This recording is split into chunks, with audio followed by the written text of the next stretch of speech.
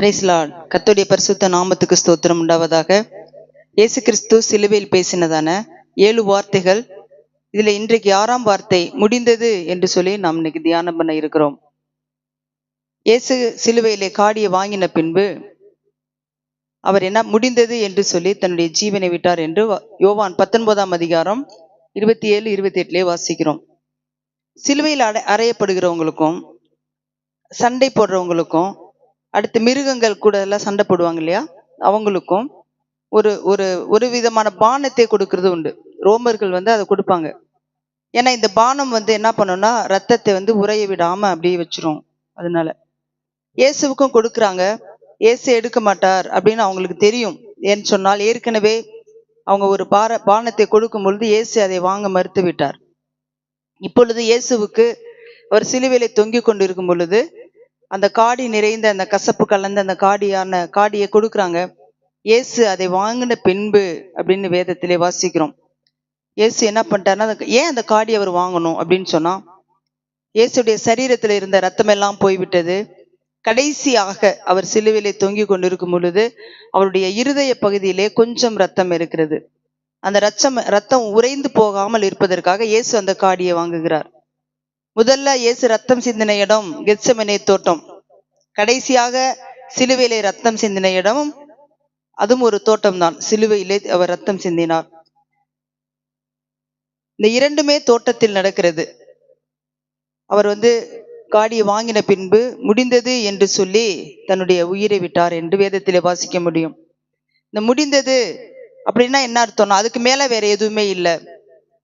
புலம்பல் 4ஆம் அதிகாரம் 22ஆம் வசனத்துல வாசிச்சு பார்த்தோம்னா அங்க 2 குமாரத்திகளை பத்தி சொல்லப்பட்டு இருக்கிறது. சீயோன் குமாரத்தி, ஏதோம் குமாரத்தி என்று சொல்லி ரெண்டுமே பெண்களை குறித்து சொல்லப்படுகிறது. இது சபையை குறித்து. இது பார்ப்போம்னு சொன்னா ஆபிரகாமுடைய மகன் ஈசாக்கு. இந்த ஈசாக்குக்கு 2 பிள்ளைகள் இருக்கிறாங்க. ஒருத்தர் பேர் ஏசா, இன்னொருவன் பேர் யாக்கோப்பு. இந்த யாக்கோப்புடைய பிள்ளைகள் 12 பேர். அவர்களை தான் சீயோன் குமாரத்திகள் அப்படின்னு சொல்லுவாங்க. இந்த ஏசாவினுடைய வம்சம் ஏதோமியர்கள், ஏதோம் குமாரத்திகள் என்று சொல்லுவாங்க. இப்போ இவங்க என்ன பண்றாங்கன்னா, இந்த இடத்துல சொல்லப்பட்டு இருக்கிறது, சீயோன் குமாரத்தியை பார்த்து உன்னுடைய அக்கிரமம் முடிந்தது என்று சொல்லியும், ஏதோம் குமாரத்தியை பார்த்து சொல்லுகிறார் உன்னுடைய அக்கிரமத்தை கர்த்தர் விசாரிப்பார் என்று சொல்லியும் இந்த இடத்துல வாசிக்க முடியும். இவருக்கு 2 பேருக்குமே பனிஷ்மெண்ட் அங்க கிடைக்குது. ஒருத்தருக்கு பனிஷ்மெண்ட் கம்ப்ளீட் ஆகிடுது. ஏதோம் குமாரத்தியே உன் அக்கிரமத்தை அவர் விசாரிப்பார், உன் பாவங்களை வெளிப்படுத்துவார் என்று சொல்லி அங்கே வாசிக்க முடியும். ஏதோம் ஒரு கூட்டம். அவங்க சொல்றாங்க, எங்களுக்கு தாவீது வேண்டாம், எங்களுக்கு தாவீதின் குமாரன் வேண்டாம், சீயோன் வேண்டாம், எங்கள் கலாச்சாரம் உண்டு, எங்களுக்கு மரபு வழி வந்த வழிபாடுகள் சடங்காச்சாரங்கள் உண்டு, சாஸ்திரங்கள் உண்டு, சம்பிரதாயங்கள் உண்டு, அப்படியெல்லாம் சொல்றாங்க. அப்போ இயேசு வேண்டாம் என்று சொல்லி இன்றைக்கும் ஒரு கூட்டம் இருக்கதான் செய்கிறது. இப்படிப்பட்ட கூட்டத்துக்கு இயேசு உனக்கு இல்லை என்றால் உனக்கு முடிந்தது, அதுதான் அர்த்தம். இயேசு இருப்பார் என்று சொன்னால், நீ இயேசுவை ஏற்றுக்கொண்டுட்ட அப்படின்னு சொன்னால் உன்னுடைய பாவத்துக்கான தண்டனை முடிவுக்கு வந்து விட்டது.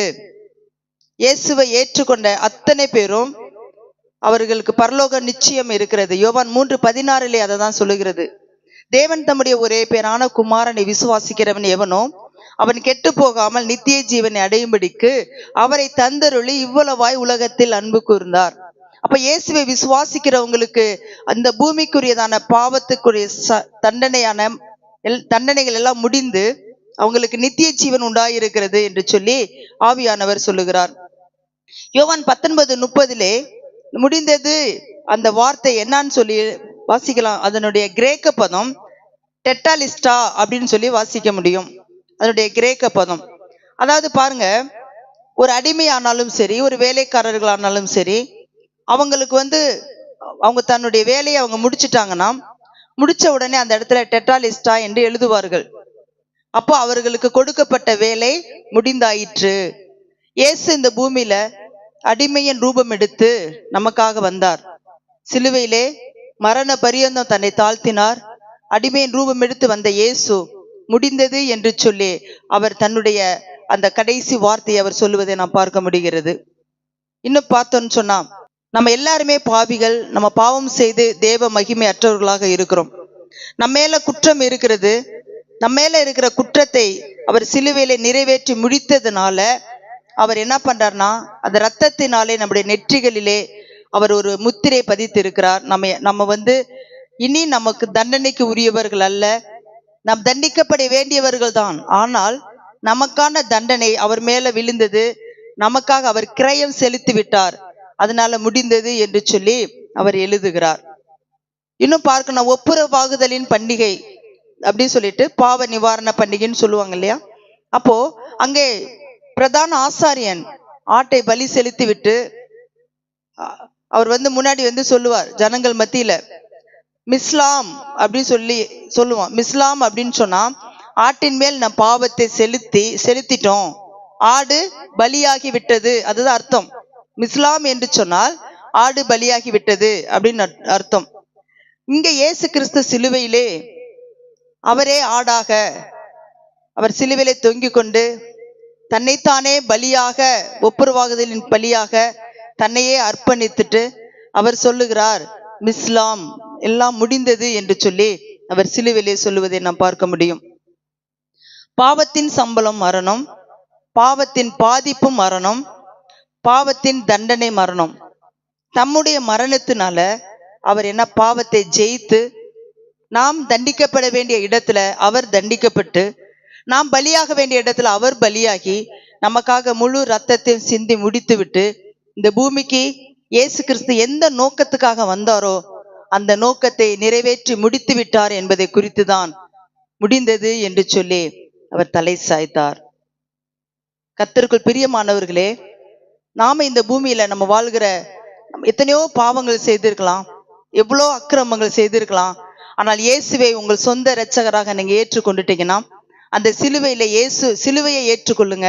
இயேசு எனக்காக சிலுவையில மரித்தார், எனக்காக அடக்கம் பண்ணப்பட்டார், எனக்காக உயிர் தெழுந்தார் என்று சொல்லி நீங்க சிலுவையை நோக்கி நீங்க பார்ப்பீங்கன்னு சொன்னா, அந்த சிலுவையில இருந்து நமக்காக எல்லாவற்றையும் இயேசு நமக்காக பெற்று கொடுத்து இருக்கிறார். நாம் பெற வேண்டிய தண்டனையை அவர் பெற்றுக்கொண்டு முடிந்தது என்று சொல்லி இருக்கிறார். இன்றைக்கு நமக்கு சமாதானத்தை கொடுத்திருக்கிறார், நமக்கு சந்தோஷத்தை கொடுத்திருக்கிறார், நமக்கு நித்திய ஜீவனை கொடுத்திருக்கிறார். கர்த்தருக்கு ஸ்தோத்திரம் உண்டாவதாக.